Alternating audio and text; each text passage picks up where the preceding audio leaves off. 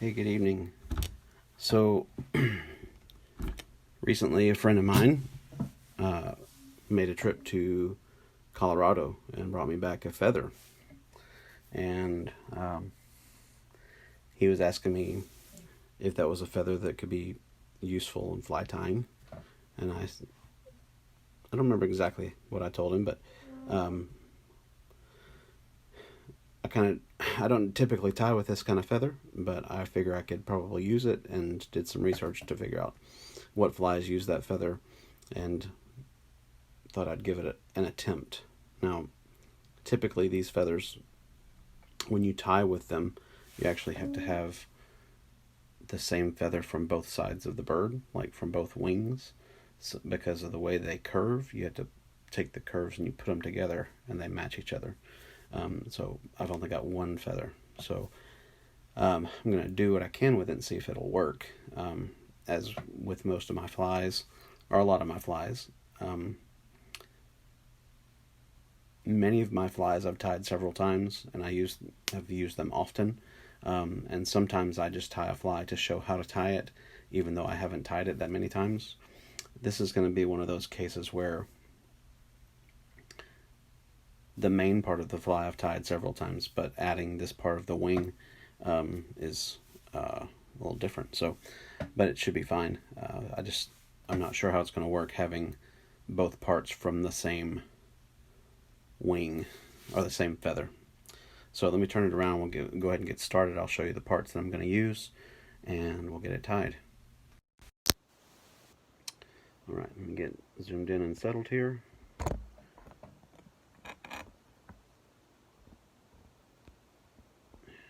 Okay.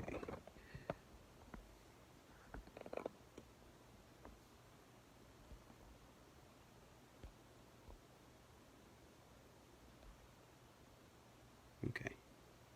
All right, we should be good to go now. And looks like I have a low connection, so it might be bouncing back and forth in and out of live status, and hopefully I'm not too close to this thing to make it noisy. So the parts that I'm going to be using today, first of all, here's the feather in question, brought back from Colorado. Really pretty feather.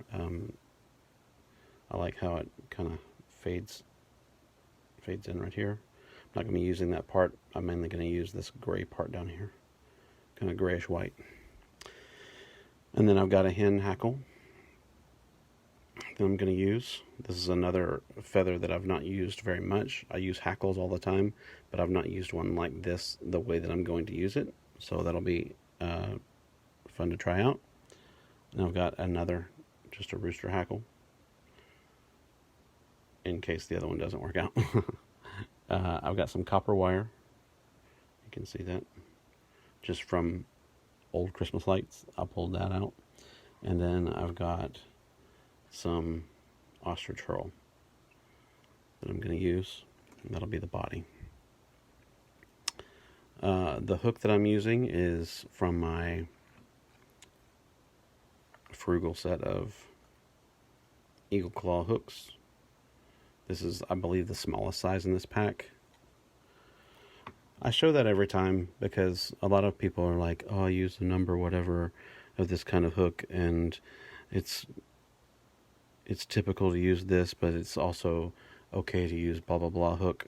Well, in my mind, if it's a hook that's sharp and you can tie it onto a fly line, and you can put feathers on it and make it look like a bug, then it's an okay hook to use. The only time that it might be an issue is if you're trying to tie a dry fly, and these hooks might be too heavy for that. But otherwise, this is a bait holder hook that has barbs on the top and barbs in the hook, and I've just pressed down the barbs there and there, so they're out of the way. And then once I get to tying on this thing, it doesn't really matter. By the end of it, it does what it needs to do. So here we go. I'm just going to put my base layer of thread down. I'm not adding any weight to this other than the copper wire. Sometimes if you're going to tie this and make it sink really deep, you might add some lead weight to this, or some non-toxic weight like non-lead. Although when you come down to it, these flies, even if you put lead on them, they're covered up. The lead's all covered up usually, so I don't know that really matters, but I guess some people it does. So basically you want to bring this thread back to the barb, where the barb is on the hook part. And then I'm going to take some, I forgot about the tinsel that's going to go on this also. So this is, I think, number 14, not that really matters. Tinsel, it's gold on one side and silver on the other. This is going to be my tag. This fly doesn't really have a tail that sticks out, but it does have a little shiny tag end. So I'm going to do this silver side out. Capture that. Put a few wraps there. Come back to the tie-off point and leave it there. And then I'm going to take this. I'm actually going to get this out of the way. I'm going to take this and wrap it so that the gold is showing, and I'm going to wrap back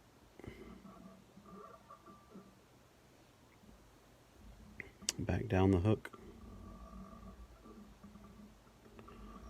If you like weird noises, this is a good weird noise. It's kind of like rubbing your finger on a balloon or something. Kind of squeaky.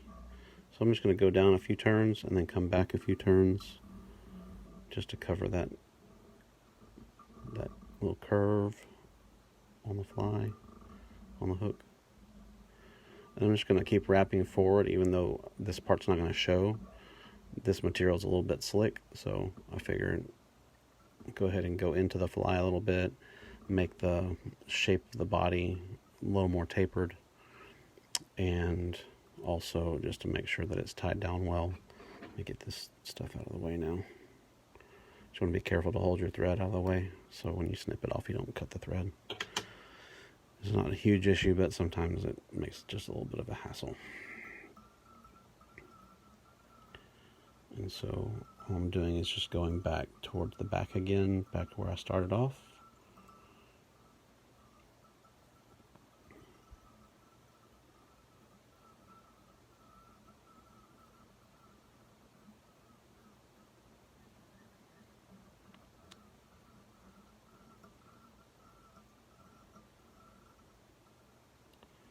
Somewhere right in there. That should be about where the barb is. Maybe one more turn. Right there, right at the barb. Okay, my next step is the tying in the wire. This wire is not really for show, although it will show a little bit. The main reason for this is for protection of the Peacock Herl. So I'm going to wrap this in.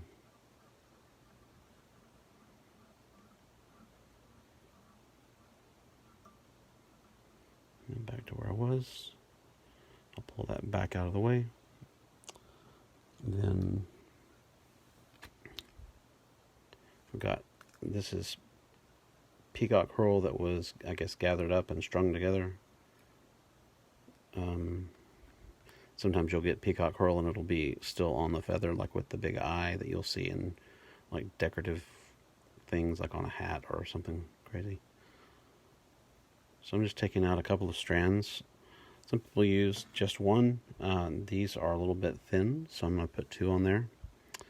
And what I'm going to do is take, this is the butt end, the white part, where it attaches to the feather. I'm going to pull these so that they're about equal length on that end. And then I'm going to snip this part off, just so I don't have that stump to mess with. And then I'm going to take this and tie it in.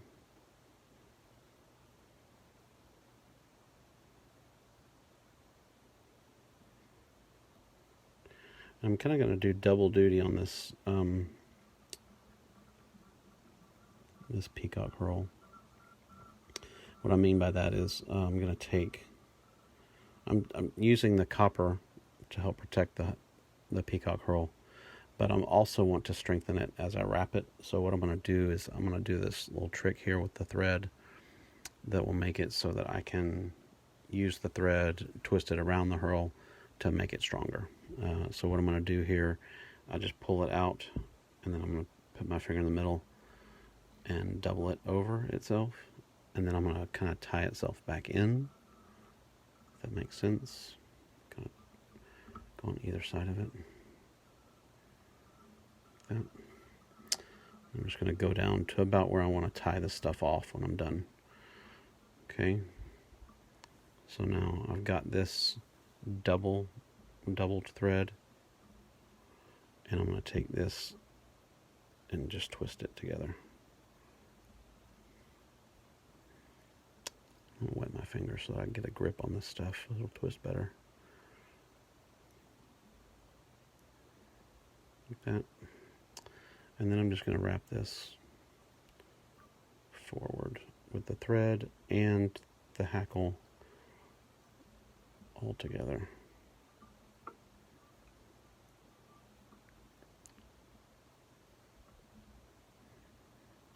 Just kind of try to keep twisting it.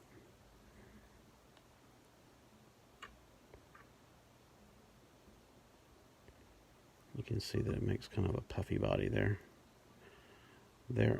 Some people get hackle, and I don't know where they get it. This Peacock Herl, they get it where it's like, it sticks out like 1/8 of an inch off the fly. I don't know where they find that stuff. Mine never looks like that. That's okay.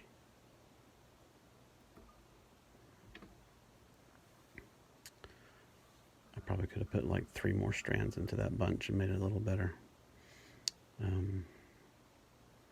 So anyway, so this is where we are. I've got the Peacock Herl, and in the better light, in different light, you'll see that this kind of shimmers more. Right now it looks kind of dull, but out in the water and out in everything, it shimmers iridescent and looks really cool. So I wrapped everything this way, clockwise around the hook. This time I'm going to take the wire and go against that, cross it up, and that'll help it when it crosses that winding. It makes it strong. And if it breaks off, it doesn't come completely unraveled. And you'll see it adds a little bit of flash also. Like that. Yeah, what I was saying about the hackle, or about the herl earlier, and people getting some that are so thick. This video that I watched, this guy was tying with it, and all you gotta do is helicopter it and it breaks off like that.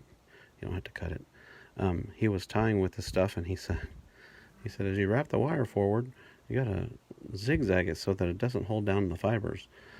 I don't have any fibers to hold down really, this stuff, so I guess that's one time when being frugal with your purchasing of materials doesn't pay off, because now I've got hackle that doesn't have any fuzziness, or I mean herl. Okay, so the next part here is, this is the hen hackle, and all I'm going to use is just this little bit, about a section about that long. So what I'm going to do is take this, and this is good material for things like if you're doing a really small like bug, to have tail material, or to use that for like a dubbing or something. So I'm just going to take this about here. I'm just going to pull these barbs off all the way down on both sides, about the same place. Pull it down all the way off like that. And then I'm going to take these barbs and I'm going to pull them back, but I'm not going to tear them off.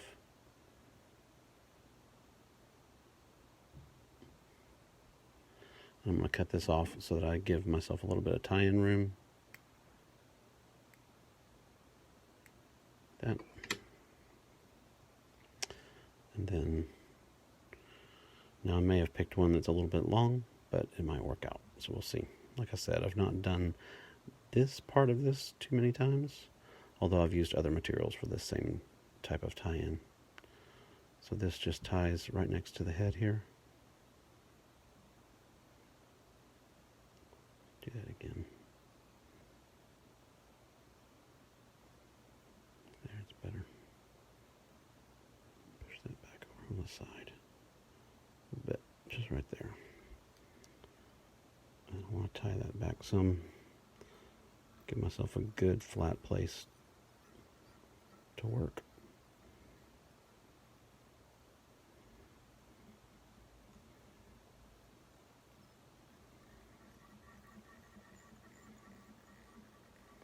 I just want a couple of turns here. So now I'm going to take this, I'm going to hold the barb with hackle pliers. It's just a tool that helps you hold your feather. Gives you a place to put your finger to hold it. And then as I wrap forward, I'm just going to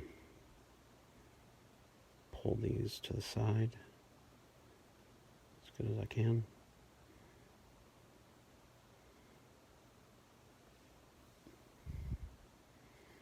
Just every time I come up, I'll just pull back again. I feel like I maybe got too much there, so I'm just going to stop right there. Tie that off. A couple of turns.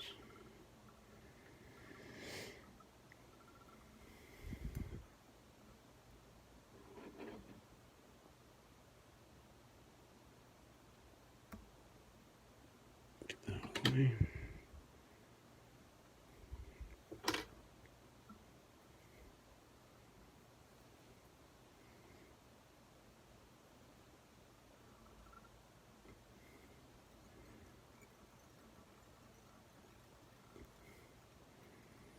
I'm going to try to capture all that feather shaft there, but I may see if I can snip a little more. Guess not. I'm just going to press it down.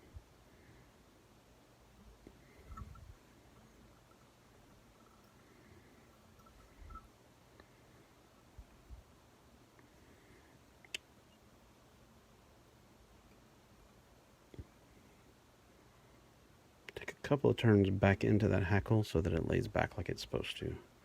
Like that. And then I'm going to come up and prepare for the star of the show, this big old feather here. Let's see what we can do. So what I've already got a couple of pieces splayed out here, but I think I'm going to, so what I want to do is pull this so that they're straight a little bit more. Maybe they'll match up a little better. I think like right there will be good. Separate those two. Might be a little big. Let's see.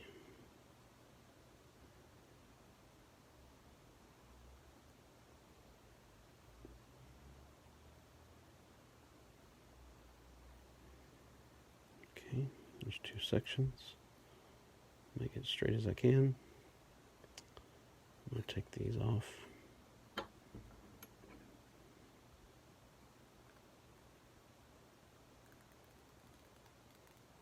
Okay. So now I have this section. And no, I think that's not enough. Put these back together and do this again.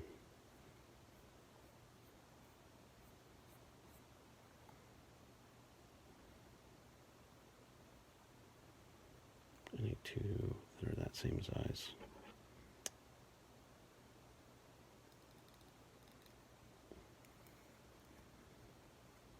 Okay, those are about the same size, pretty close.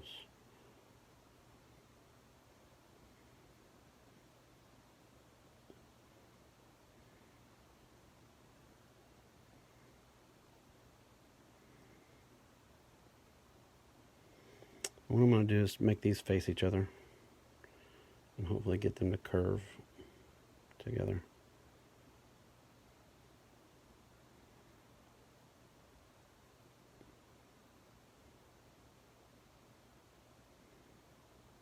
And this is supposedly the trickiest part. So I'm just going to lay those. I think that'll actually work. Lay those so they're touching back to back. So the curves go against each other and they push into each other. Kind of like praying hands. I'm going to kind of twist this a little bit, see if it gets a little point to it like it's supposed to. Let me wet the feather. I may have to trim this to get the shape I want, but it'll still work. I think that'll work still. So what I do is I want this to be a little, about as long as the whole hook, or the whole fly. I'm going to get my length what I want. I'm going to pinch it here. And then right above the head, so I can turn this a little bit so you can see it. So I'm just going to take 2 wraps, but I'm going to pinch it between my thumb and my finger right here, so that it's not pulling down on the feather yet. 1, 2, and then I'm going to pull up while still pinching that feather, so that it pinches down on top, and then take a couple of more turns and see if my wings stayed there. Good. So it's pretty close to what it's supposed to do. Typically it has a shape that's kind of curved back, but it still looks like a wing from a bug for the most part. That's basically what it's for.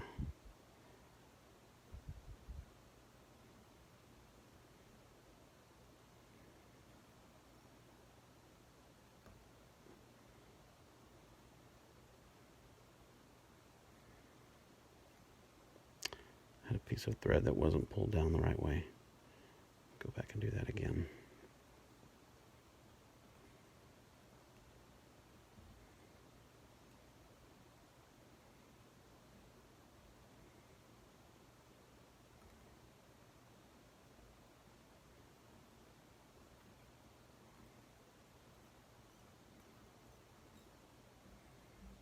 Okay, I think that'll work. And then I'll pull this up and carefully snip this.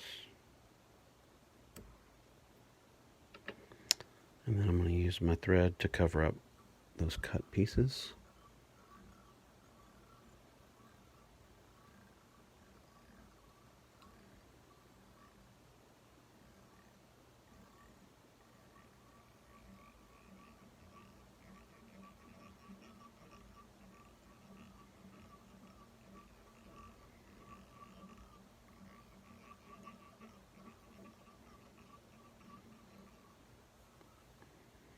Go. Okay, I'm going to use my whip finisher here. Just going to put a whip finish on that. 2, 3, 4, 5. Good 5 turns. Pull it snug. Give that a snip. Get out the nail polish. Regular clear nail polish is great. I remove the brush and put in a needle so I can get into a tighter space with it. And then it's a little bit floppy. It's in there, but it's a little floppy. And then sometimes, so I've got this X-Acto knife handle. And put in a needle in that instead of a blade. Use it as a bodkin.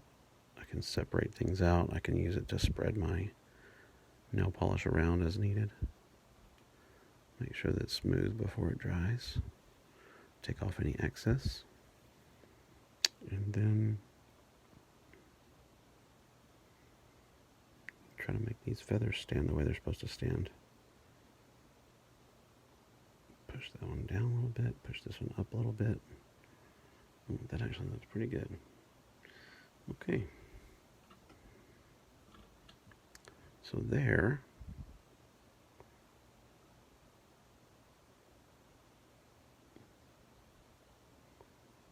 For Michael, who watches my videos recently, and who brought me the feather. Thank you, Michael, for your contribution. There is the Royal Coachman.